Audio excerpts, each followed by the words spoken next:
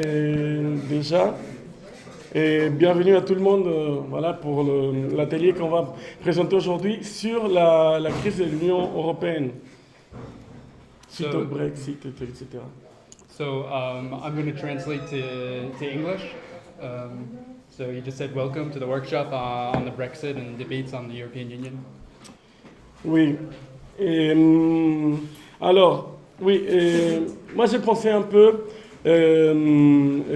cet atelier en partant du Brexit pour essayer de discuter toutes les questions qui tournent dans les débats qu'il y a autour de la question de rester dans l'Union européenne, sortir, ou en tout cas quelle politique vis-à-vis de l'Union européenne. So I've thought of this workshop as taking the question of the Brexit to discuss the different policies that the far left can have towards the European Union. Can you guys speak up a little bit? It's Yeah. Okay. We can close the door, please. Okay. Ça te dérange pas? Si vous voulez que ça soit enregistré, mais là je sais pas, il est complètement bloqué.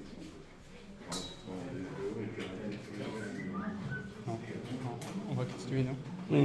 Bon, on continue, de toute façon c'est l'intro. Et, bon, fermez la porte s'il vous plaît parce qu'il y a trop de bruit. Ouais.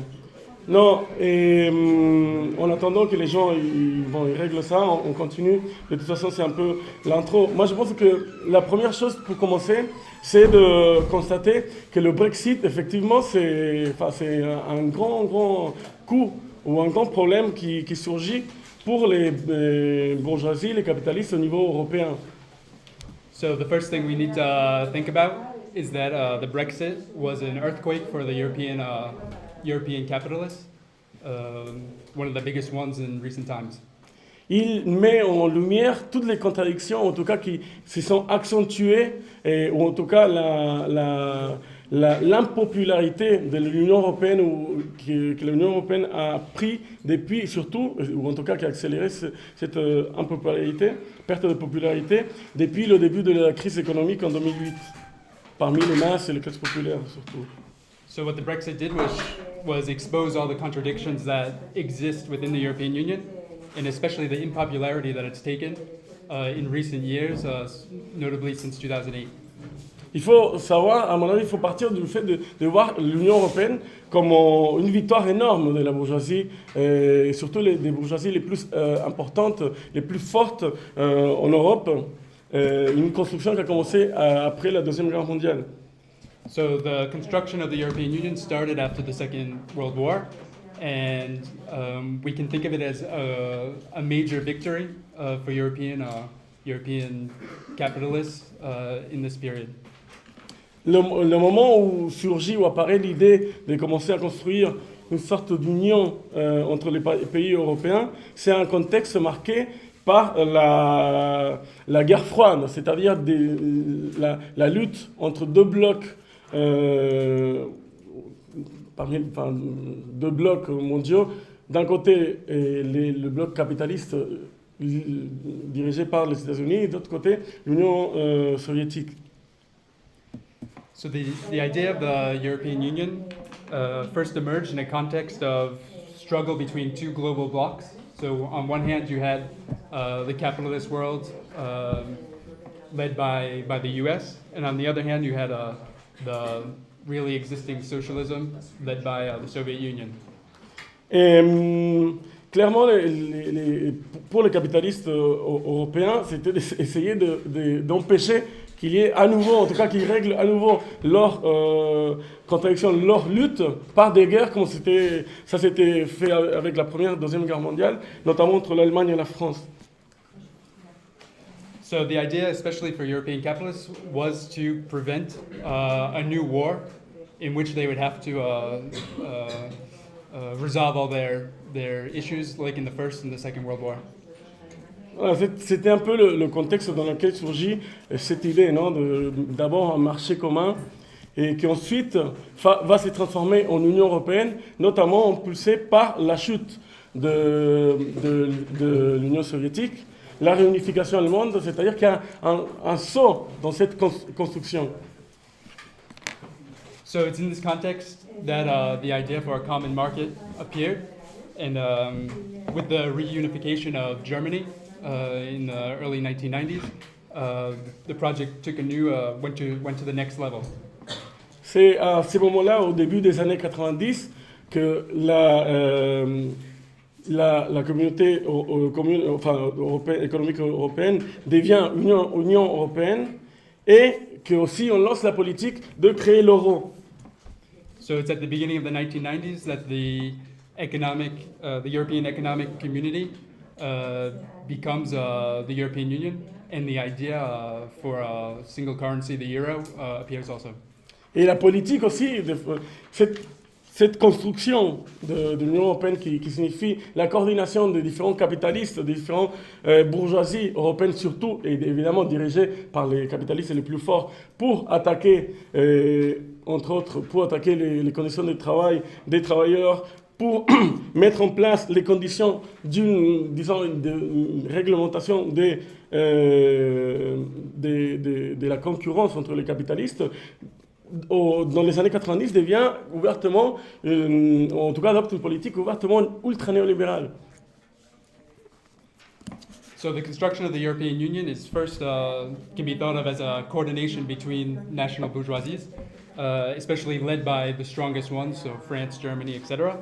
And it's been used pretty much to attack the social rights of workers and youth.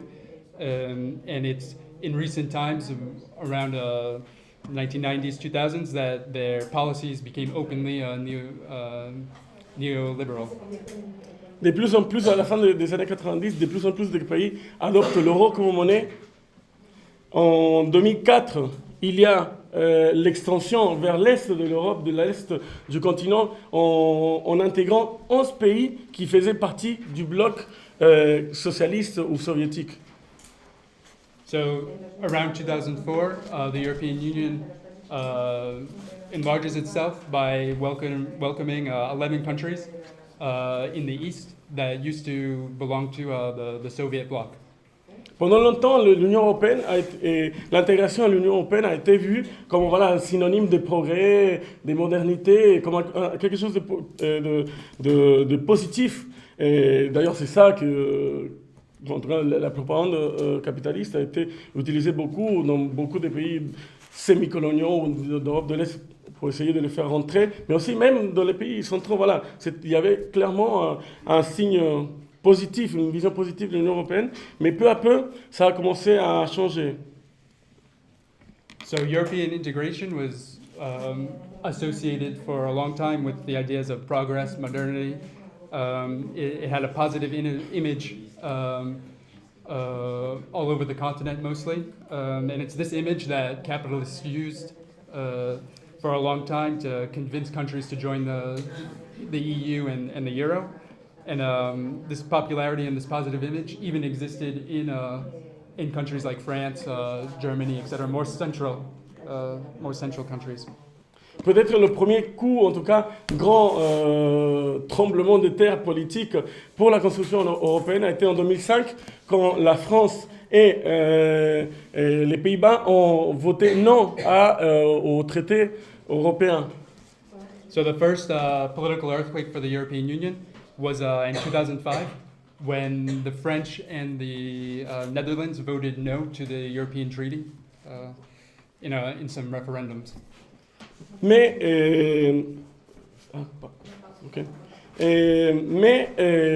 l'accélération de la détérioration, on va dire, de l'image de l'Union européenne,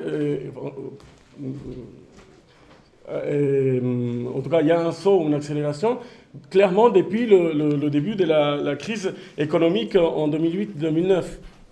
So the weakening of the EU's image started especially with the capitalist crisis in 2008-2009. La politique néolibérale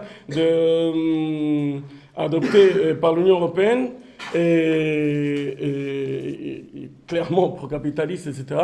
C'est traduit dans la période ouverte par la crise par l'imposition des mesures d'austérité, des plans d'austérité. On a vu en Grèce, en Espagne, au Portugal, en Irlande, mais aussi dans des pays qui n'étaient pas directement au cœur de la crise économique, comme la France et autres. So the neoliberal policies that were put in place by the European Union before, with the crisis, turned into austerity measures, not only in Greece, Portugal, Ireland, but also in countries like France and Germany. Tout cela, il faut ajouter le côté que toutes ces mesures étaient décidées par des gens qui n'étaient pas du tout élus. Personne à l'Élysée, c'était des gens qui étaient dans des bureaux à Bruxelles ou dans d'autres institutions internationales qui imposaient des coupures de salaires impressionnantes, des coupes aussi dans les retraites et en général une dégradation des conditions de vie des millions et des millions de personnes à travers le continent. So all of these measures were decided by unelected officials in offices that are in Brussels, and they include drastic cuts in salary, drastic cuts in public civil servants, etc.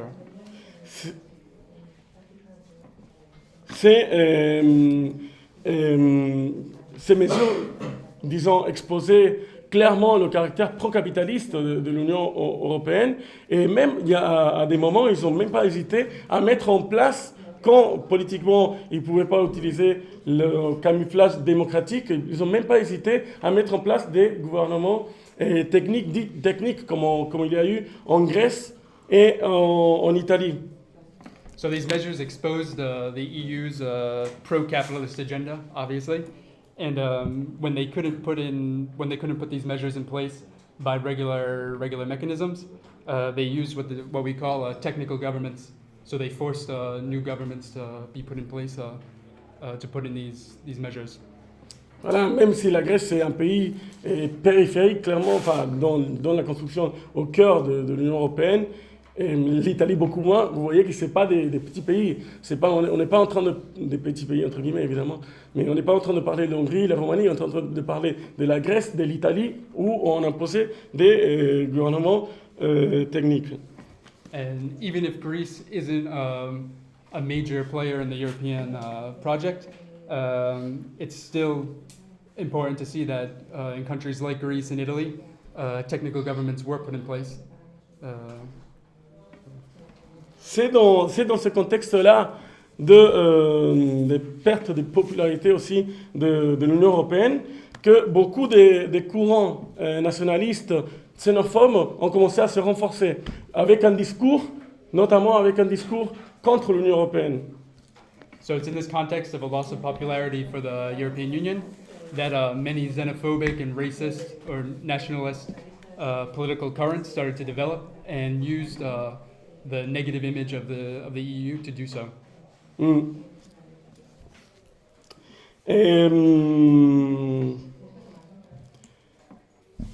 Oui, ces courants, et évidemment, en utilisant un discours, ils véhiculent un discours nationaliste et proposent un retour réactionnaire aux frontières nationales pour se protéger de la bureaucratie de Bruxelles, des impositions de Bruxelles. Ils proposent un retour aux frontières nationales, à l'État national, pour créer l'illusion, ou en tout cas en disant que c'est comme ça qu'on pourra mieux contrôler voilà, les décisions qui sont prises par les gouvernements, etc. So these currents use a nationalist discourse so as to promote a return to the nation state, to national borders, etc., especially against Brussels. And a lot of times they develop the illusion that by going back to the nation state, we could have more control over the decisions made in the political process. Peut-être on verra après dans les discussions et tout, mais vous pouvez imaginer que dans des pays plus comme la Grèce, le Portugal peut-être, etc., bon, on peut entendre ça, mais parfois c'est dans des pays comme la France, c'est-à-dire des pays qui sont au cœur de la construction européenne, que ces courants-là font croire, en tout cas, ils font croire que voilà, la nation française subirait des trucs imposés par une institution comme Bruxelles ou autre. So we'll come back to this in the discussion, but maybe in countries like Greece and Portugal, people could believe this kind of discourse. But even in countries like France, which are a main part of the European project, these political currents make people believe that the French nation would somehow be a victim of Brussels policies. Sur ces courants nationalistes de droite, populistes de droite, on pourrait appeler, il faut dire qu'ils répondent aussi à des intérêts des secteurs capitalistes, des secteurs des petits capitalistes, des moyens capitalistes, qui ont des difficultés à faire face à la concurrence internationale et qui, en quelque sorte, peuvent aussi demander un retour d'un État protecteur, de certains secteurs de l'économie. So these nationalist and right-wing populist currents actually correspond with sectors of the middle and big bourgeoisie who are having lots of difficulties with keeping up with competition promoted by the EU. Et dans ces discours-là, à mon avis, il y a quelque chose un peu à mettre en avant, en tout cas, qui a beaucoup de pas, et c'est la question des migrants et du racisme, de la xénophobie en général. So in this kind of discourse, the question of xenophobia and especially immigration is at the heart of all these debates and all these questions. La guerre en Syrie et les millions de réfugiés qui ont quitté le pays, qui ont été déplacés, et des centaines de milliers qui essayent d'arriver en Europe, ont préparé un terrain fertile pour que les tendances de droite xénophobes et nationalistes puissent développer leur discours anti-immigrés, anti-étrangers, xénophobes. And the war in Syria and the million or more of refugees who have left the country and who have tried to come to Europe have really fed the development of this kind of right-wing nationalist and populist discourse. Évidemment, il n'y a pas que les partis xénophobes et d'extrême droite qui font ça. Je pense que peut-être on pourrait dénoncer tout d'abord les politiques qui sont appliquées contre les immigrés, contre les réfugiés, par les gouvernements qui sont dirigés par des partis du centre, non, du grand centre, centre-droite ou centre-gauche, qui eux, ça aussi préparent le terrain pour que les tendances xénophobes se développent. So it's not only these right-wing populist nationalist currents that use this type of discourse, but in the first place, what we need to do is denounce, especially the policies put in place by the center parties, center right, center left, against immigrants who have come to Europe. And it's these policies that are mostly responsible for the development of these anti-immigrant sentiment. Il y a des pays qui vont essayer en tout cas de se bénéficier de ce flot des migrants qui arrivent, notamment l'Allemagne, mais d'autres aussi, pour, ils ont des problèmes j'ai oublié le mot, bon c'est pas grave, ils peuvent se... Hein? Oui, voilà, main d'œuvre, mais c'est un autre mot, je cherche, c'est pas grave. Oui, voilà, bon. Et ça, ils pourront effectivement se bénéficier avec l'arrivée des migrants pour faire grandir un peu déjà l'offre de main-d'œuvre et aussi cette armée de réserve qu'on pourrait dire pour ensuite faire baisser les conditions de vie et de travail des travailleurs qui sont déjà là et casser tous les acquis possibles. So some countries have tried to benefit from the refugee crisis because they lack workers, notably Germany, for example. And the way they can benefit from that is letting more refugees come in to put pressure on the reserve workforce in order to destroy working conditions, salaries, social rights, etc. Ça ne veut pas dire qu'ils ont le discours, oui, vive les immigrants, vive les migrants, non, c'est pas ça du But tout. that doesn't mean that they're saying long live immigrants. Et au contraire, les politiques racistes et anti-migrants sont très utiles en quelque sorte pour ces gouvernements pour créer une opinion défavorable, pour alimenter les préjugés contre les étrangers en général et maintenir ces gens-là dans des conditions précaires et comme ça permettre d'attaquer le truc que je disais avant, d'attaquer les conditions et les acquis des travail et les acquis de la classe ouvrière locale. On the contrary, these anti-refugee and racist policies are very useful for different national bourgeoisies in order to encourage anti-refugee sentiment among the population and to better destroy the salaries, the working conditions on local workers. Disons qu'une des dégâts collatéraux ou des conséquences non désirées de ça, c'est qu'en même temps, ça renforce les tendances eurosceptiques, les tendances xénophobes des droites, d'extrême droite, et qui peuvent parfois finir dans des accidents, en tout cas des grands problèmes, plutôt que des accidents, comme le Brexit. So one of the consequences that wasn't really desired or isn't really desired is the development of Euroscepticism, notably on the right wing of the political spectrum, which actually comes back to bite sometimes the national bourgeoisies. Et d'ailleurs, dans la campagne pour le Brexit, la question des migrants, pas seulement des réfugiés syriens et compagnie, et il parlait des migrants aussi européens. Est-européens, beaucoup de Polonais, il y a 800 000 Polonais qui travaillent dans le Royaume-Uni actuellement, etc. En tout cas, la question des migrants a été un des axes principaux de la campagne d'extrême droite ou de droite populiste pour le Brexit.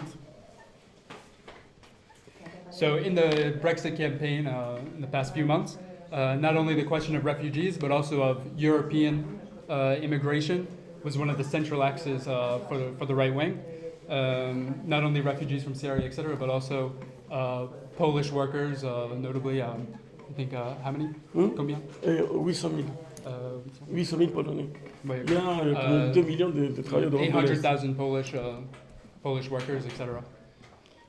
Et bon, ça,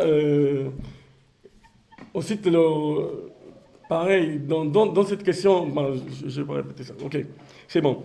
Et tout ce contexte-là aussi pose la question de savoir qu'est-ce que les partis de gauche radicale ou l'extrême gauche proposent ou disent non, par rapport à tout, à cette question de l'Union européenne, l'euro et compagnie. So this context begs the question of what the far left in Europe thinks about the European Union and the different policies and analysis that they make of it. Déjà, si on part après on pourra voir plus en détail, mais si on part parce que c'est intéressant comme exemple, de la campagne pour rester ou non dans l'Union européenne en Grande-Bretagne, et on a vu que l'extrême gauche, elle était divisée. D'un côté, ceux qui étaient pour le Brexit et ceux qui étaient de l'autre côté contre le Brexit. Voilà. So, for example, in the campaign to leave or to remain in the European Union during the British referendum, we saw that the far left was divided into the two camps. Some said that they should stay, and some said that they should leave. On peut considérer que dans ce cas-là, l'extrême gauche a été complètement piégée, en tout cas est rentrée complètement dans le piège du référendum, de décider entre deux options qui étaient en fin de compte réactionnaires. So as we can see, the far left trapped itself in these two reactionary camps. D'un côté, il y avait ceux qui soutenaient la position de sortir de l'Union européenne, rompre avec l'Union européenne en espérant que ça allait déclencher des luttes, des grèves, etc. même s'il dénonçait, c'était pas si caricatural, il dénonçait évidemment la campagne xénophobe, nationaliste qui était faite pour le Brexit, mais voilà, en tout cas, ils ont essayé d'avoir une voix, oui, développer une campagne anticapitaliste, on point de vue anticapitaliste pour le Brexit, mais cette campagne a été complètement inaudible, et la réalité c'est que c'est plutôt l'extrême droite, ou la campagne de la droite nationaliste qui était plus audible, en tout cas qui a marqué la campagne. So on the one hand, we saw a part of the far left with the Leave campaign saying that they hoped that the fact to leave the European Union would launch some class struggle within the United Kingdom, and this despite all the questions about immigration and the rising amount of racism in the country. They tried to have an anti-capitalist campaign, but it was pretty much silenced by the right wing during the whole referendum campaign process. De l'autre côté, il y avait ceux qui étaient pour voter, pour rester dans l'Union européenne, en disant en quelque sorte que c'était un moindre mal, et que parce que le contraire allait renforcer l'extrême droite, le nationalisme, etc. Ce qui en réalité, enfin, c'est vrai, mais le problème c'est de se poser, est-ce que les travailleurs et les masses avaient une option indépendante ou une option qui réponde vraiment à leurs problèmes en répondant oui ou non à ce référendum. On the other hand, a part of the far left said that it was better to remain within the European Union because it was the lesser of two evils, and because a victory for the Leave campaign would amount to increased amounts of racism and xenophobia within the country, which is true. But at the same time, this far left that did the campaign to remain didn't ask itself if there was an independent answer of the working class and of the masses to the referendum question. En général, on peut dire que dans cette nébuleuse qu'on pourrait appeler la gauche radicale, l'extrême gauche, etc., il y a plusieurs positions, plus ou moins, qu'on retrouve en général. Une première qu'on pourrait dire, c'est lié à la question de ceux qui sont pour une réforme de l'Union européenne, non? De faire une sorte d'union, une Europe sociale et compagnie, dont les principaux représentants ces derniers temps ont été clairement Syriza, Podemos et autres courants de ce type-là. So globally, within the radical left, there's several positions. Ouais.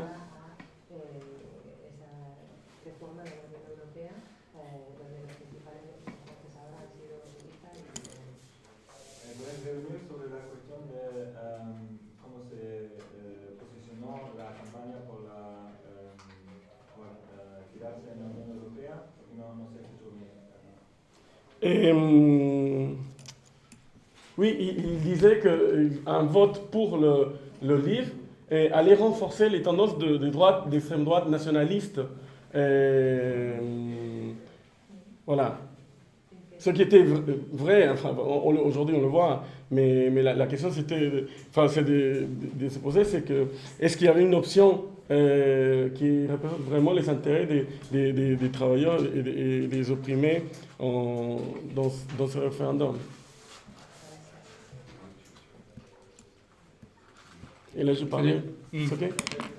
So on the other hand, he was saying that a part of the far left campaigned for the gauche radicale, on va dire. So part of the radical left campaigned to stay within the European Union, saying that it was a lesser of two evils, and that a victory for the Leave camp would increase racism, which is true, which has proved to be true.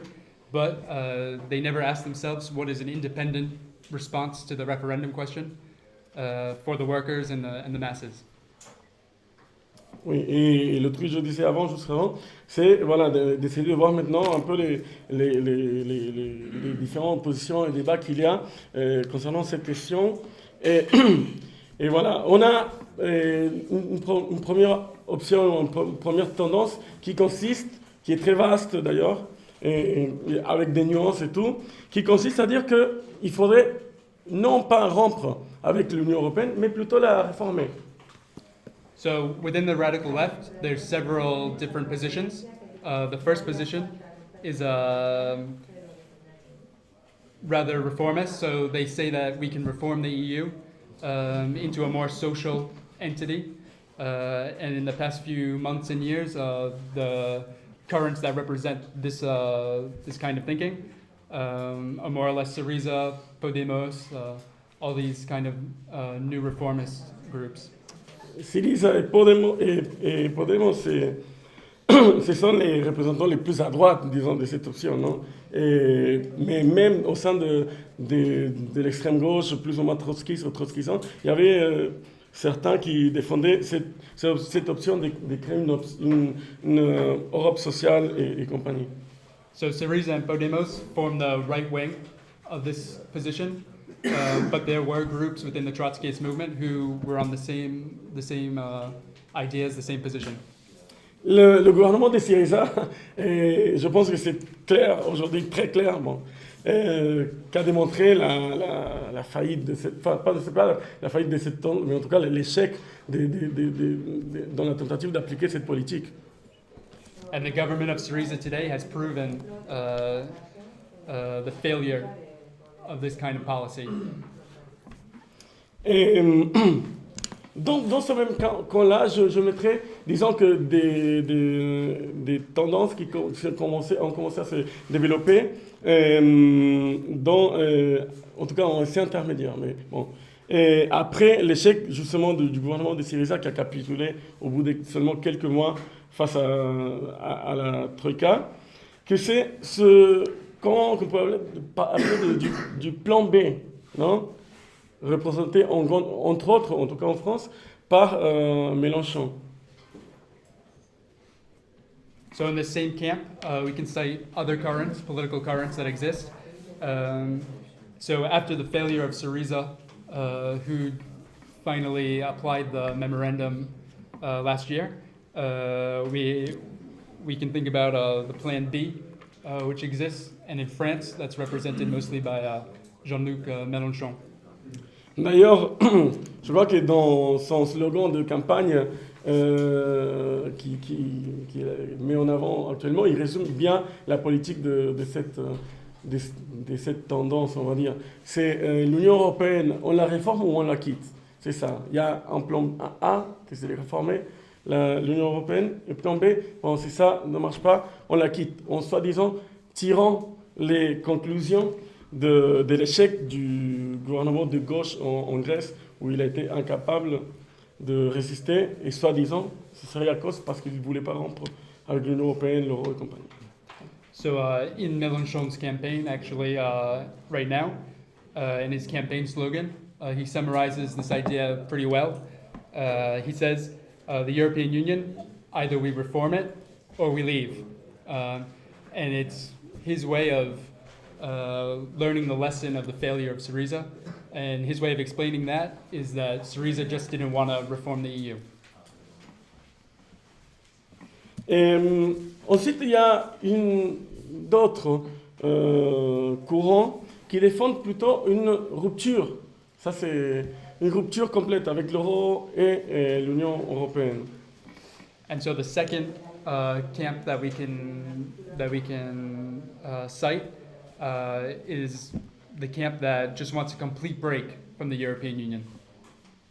En réalité, c'est nuancé là aussi parce qu'il y en a certains qui défendent la rupture avec l'euro mais pas avec l'Union européenne.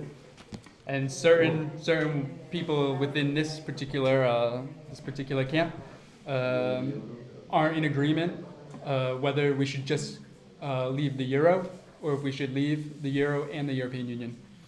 En France, on a clairement, par exemple, Frédéric Lordon, un peu dans cette position. Après, il y en a d'autres au niveau international, par exemple le grec Kostas Lapavitsas, mais lui, il défend la rupture avec l'euro, mais pas avec l'Union européenne, par exemple, qui est membre de Syriza, je crois peut-être les partis, maintenant avec l'Unité populaire.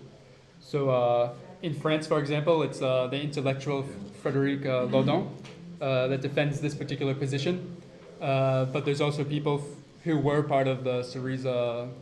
I don't know if they were in the government or just within Syriza, the party, who also defend this policy. On pourrait dire on pourrait appeler ces courants un peu comme des souverainistes de gauche. Qu'en partant du constat, dont on parlait tout à l'heure, non, sur la question de la bureaucratie bruxelloise et compagnie, propose un retour aussi à l'État-nation, à la souveraineté nationale face à la perte qui en partie c'est réel. Il y a beaucoup de pertes d'aspects où les États nationaux ont perdu ou délégué des parts de souveraineté à Bruxelles. So we can call this particular type of position left-wing sovereignism, which means that they mostly propose a return to national sovereignty against Brussels and the European institutions, but more on a supposedly more left-wing agenda. C'est courant, on va dire. Ouais.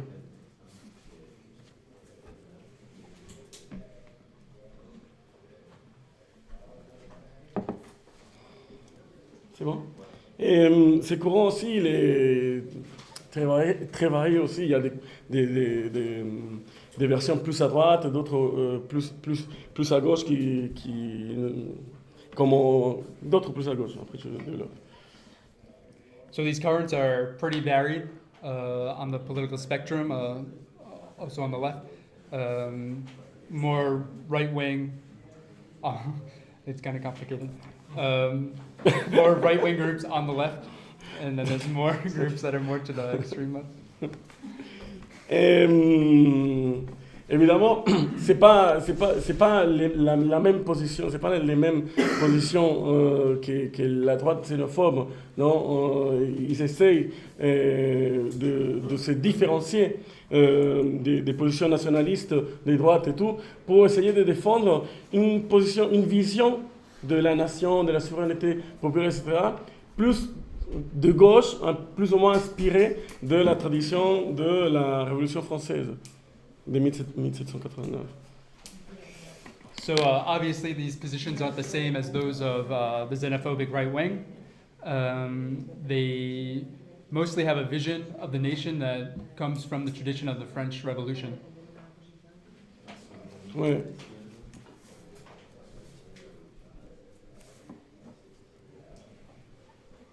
Évidemment, ça n'a rien à voir. Le problème, c'est que cette analyse n'a rien à voir. Le contexte dans lequel surgit, non, du peuple, la souveraineté populaire et compagnie, on lutte contre le féodalisme, ça n'a rien à voir avec la situation d'aujourd'hui, où on se trouve, où le capitalisme est devenu un système impérialiste, où, où on se bat contre l'impérialisme et autres, ça n'a rien à voir par rapport au surgissement de ces concepts.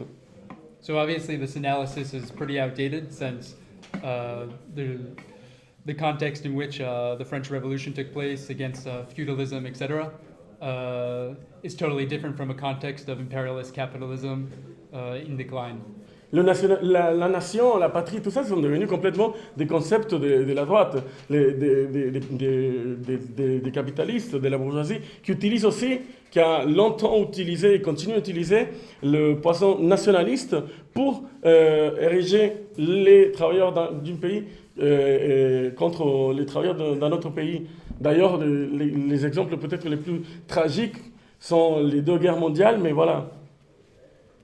So obviously the nation has become a concept totally used by the right wing, and it's also a concept used by capitalists all over Europe, and notably to pit workers of one country against the workers of another country, and that was the case in the First World War, the Second World War, and so on.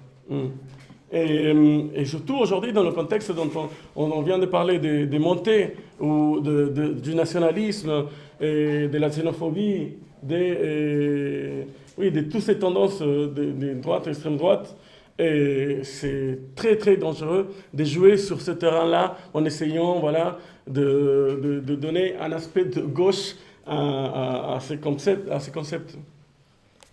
So, in the current context in which nationalism and xenophobia is on the rise, using this kind of discourse, even with left-wing colors, is pretty dangerous.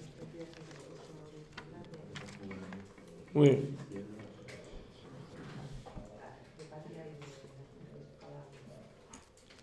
Et juste ça, un truc. Hein.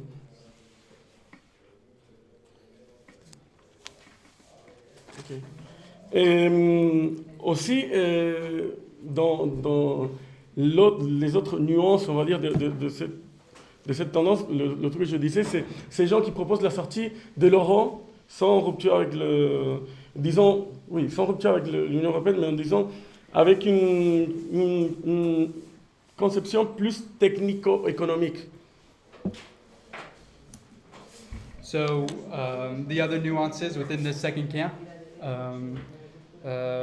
one of them is a group that defends a break from the euro, but not from the European Union, and we can characterize their position as a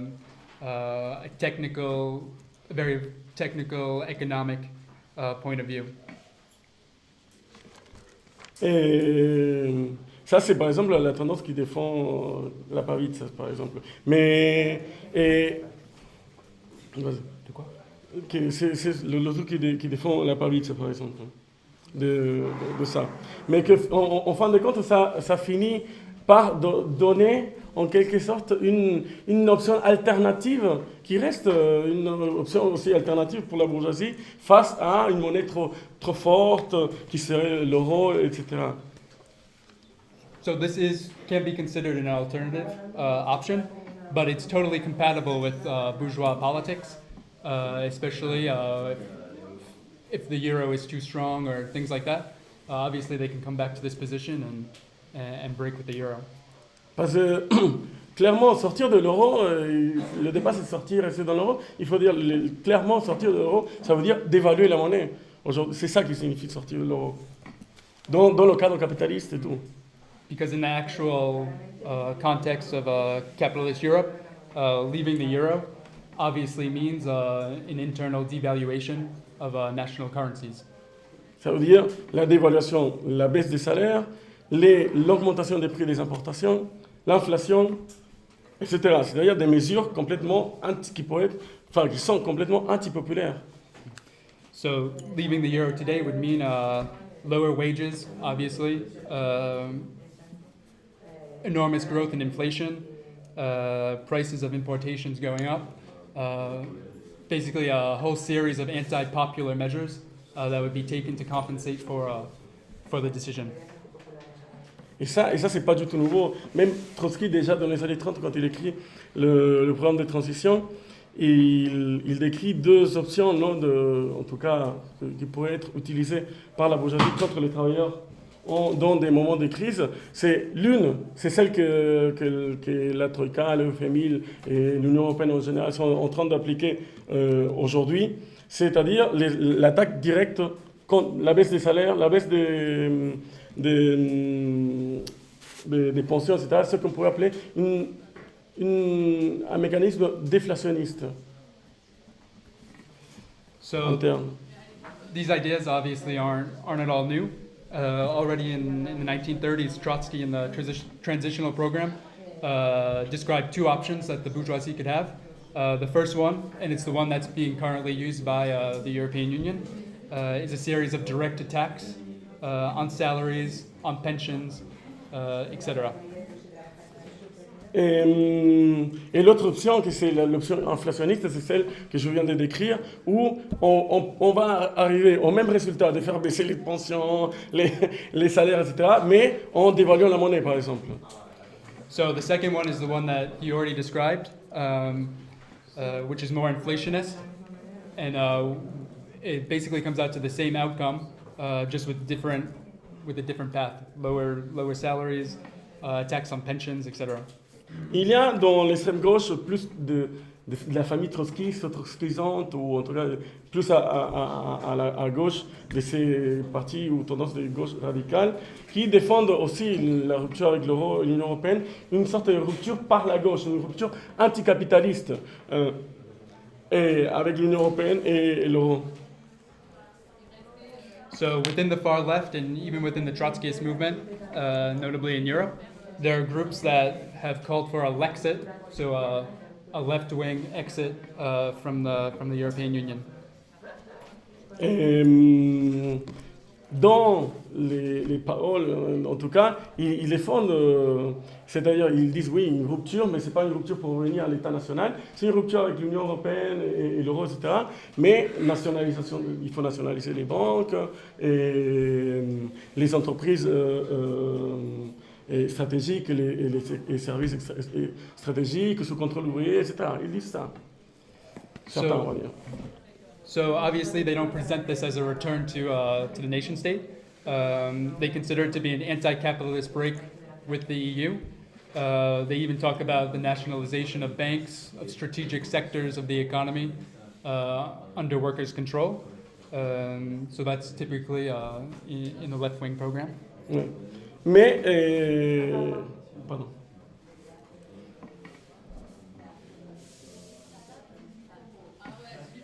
Mais même si ce n'est pas les mêmes positions que ceux qui sont plus à droite et en type réformiste, cette politique-là a aussi des grands dangers de glissement vers des positions ambiguës, ou en tout cas des positions complètement erronées. Après, je vais donner quelques exemples. So even if these obviously aren't the same positions as the far left or the left-wing sovereignists, their analysis does present a danger to become more populist or fall into the same traps. Par exemple, la politique de ceux qui ont soutenu le Brexit et ont appelé voter le Brexit avec l'extrême droite, c'est un des exemples terribles des dangers de ça. Mais aussi, il y a d'autres courants qu'on connaît, avec lesquels on discute, comme le groupe Ogde Ergatiki Pali en Grèce, qui, en discutant avec eux sur cette question, ils sont pour la sortie de l'euro, l'Union européenne, etc. Et quand on leur pose la question, vous pensez que même dans le cadre du capitalisme, sortir de l'euro et de l'Union européenne, ce serait quelque chose de positif? Ils répondent oui. So, for example, in the United Kingdom, there were far left groups who called to vote with the far right, which is pretty dramatic. And even within other countries, there are groups like the group in Greece, OKDE, that when you ask them, do you think it would be good to leave the euro and the European Union, even within the framework of capitalism, they answer yes, it would be a good thing. Et bon, on a vu non, toutes les conséquences que ça pourrait avoir d'une dévaluation de la monnaie, etc. et autres, dans le cadre du capitalisme. Oh, pardon. Comment? J'étais en train de finir, mais du coup, j'ai rien compris de ce que tu as commencé à faire. Ah, ok, je répète. Ok. Et non, voilà, et ça, vous voyez, enfin, on peut mesurer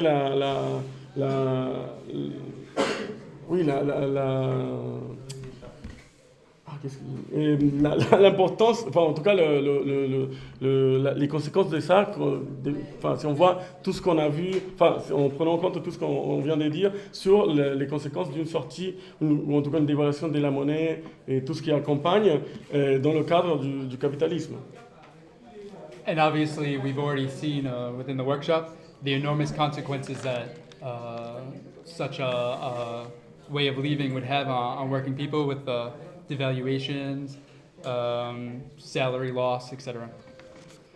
Et moi j'ai l'impression que il y a beaucoup d'aspects, mais il y a un point sur lequel beaucoup de ces tendances s'accordent, c'est sur une sorte de tendance électoraliste. Non, électoraliste en tout cas, même s'ils se disent anti-système, leur option, ça reste toujours un gouvernement ou un référendum qui va voter pour sortir, pour rompre avec l'Union européenne, rompre avec l'euro, etc. C'est-à-dire il y a une défiance, je ne parle même pas de l'extrême droite, mais en tout cas de la gauche radicale, etc. Il y a soit pour ceux qui sont plus d'ordre trotskiste, etc., une méfiance ou un scepticisme très important vis-à-vis de la classe ouvrière et des potentialités de la classe ouvrière. So many of these currents tend to agree because they have electoralist policies. Means that they're always proposing a government or a referendum in order to prepare a supposed break with the EU. And what this shows is really a distrust of the working class and the possibilities for the working class to propose an alternative solution.